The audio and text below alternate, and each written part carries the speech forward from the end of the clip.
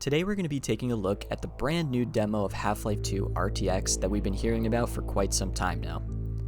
For full transparency, I'm running an RTX 4070, an i7-10700K CPU, as well as 32 gigabytes of RAM on a 3440 by 1440p ultra-wide monitor, which is why you're going to see the video in this aspect ratio.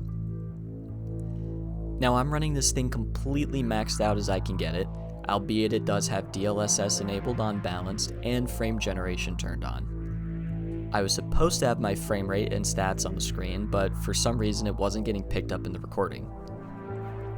This isn't going to be a Digital Foundry level analysis, but more of a general overview for your average audience.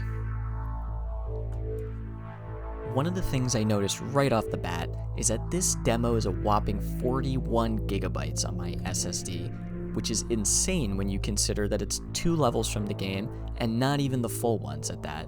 So if the demo is this size, the actual release is going to be monstrous. Aside from this though, as I'm sure nobody is going to be surprised to hear, it is absolutely gorgeous. The full ray tracing with the RTX remix work that they've done on the environment is mind-blowing.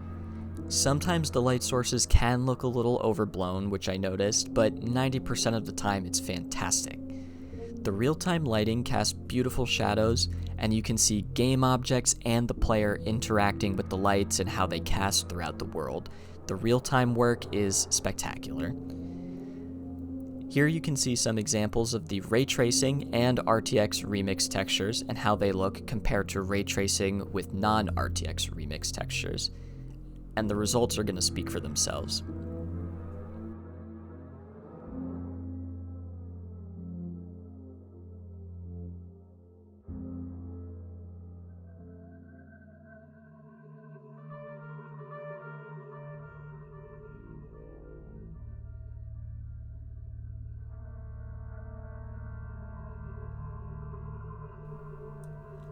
Where this experience falters for me is the performance.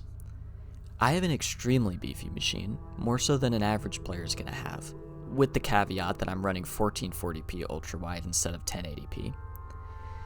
The whole time I hovered around the 60 FPS mark, but with constant stuttering and dips below that, sometimes way below that, to the point that it wasn't completely stable. This is made worse when you add in the fact that I'm running DLSS and frame generation. This is the same problem that every game using this lighting technology has, which is that it's simply unoptimized for native play. If I raised DLSS to quality or turned off frame gen, it would dip to completely unplayable levels of performance, and that's on an RTX 4070. Frame generation feels a lot better here than it has in the past when I've messed around with it, but the input latency it generates is still noticeable. This is also the worst kind of game for it, since it's a first-person shooter where you need quick reflexes and you're turning and running really quickly. It's just extremely noticeable, and it doesn't feel great to be running around using. DLSS also has the weird ghosting problems, smears, artifacts on explosions, and blurs in the distance that it's always had for me. To be fair, when you're in motion and not explicitly looking for it, it can be harder to notice, but there's plenty of times where it's front and center in your vision, and it's hard not to see it. This is emblematic of a larger problem at play. All these ray-traced games and experiences are completely optimized around DLSS and frame gen, and not the other way around. To my knowledge, I don't think there's hardware that could play this kind of thing completely native in a playable way, and so you have no choice but to use DLSS and frame gen. They play it off as these cool tools and options that you have to enhance your gameplay experience, but the reality is that these things are required and seem to be required going forward, and they're just not perfect. My performance is what I would consider right on the border of playable, and that's putting up with the bad input lag and DLSS bugs. Still, don't get me wrong, it's continually getting better and better with every update and iteration, but it's not at the point where you don't notice it yet. and I just don't like the continuing trend of allowing games to be made unoptimized so that AI tools can then smooth out the experience later on.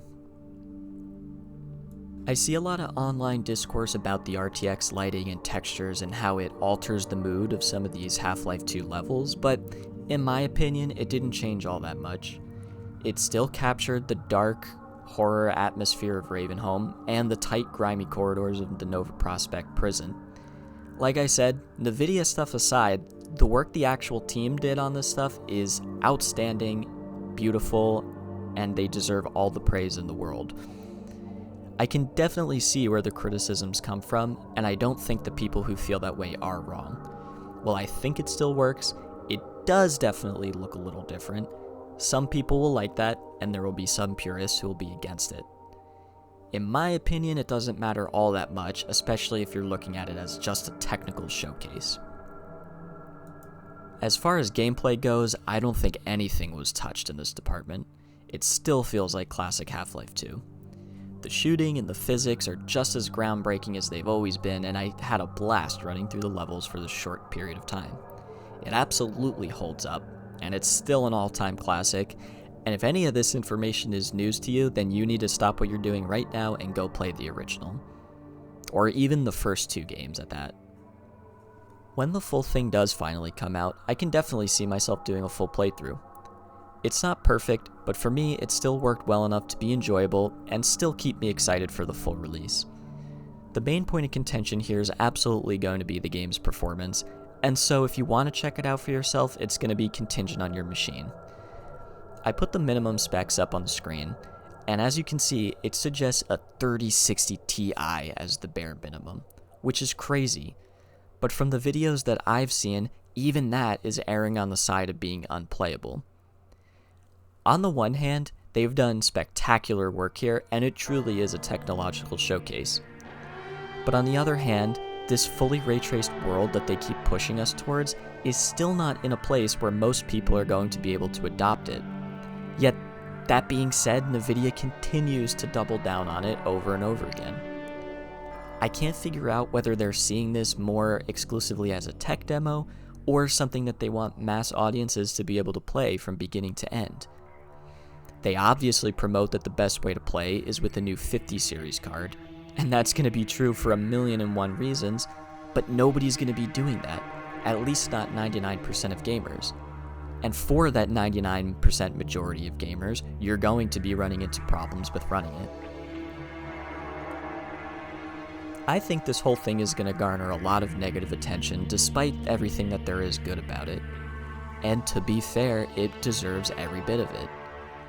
It is free, so it is definitely worth checking out on Steam for yourself and seeing how it performs, but your mileage is going to vary. Thank you for watching. If you have given this a try already, let me know what your experience has been down in the comments. Leave a like and subscribe if you enjoyed the video, and I'll see you in the next one. Peace.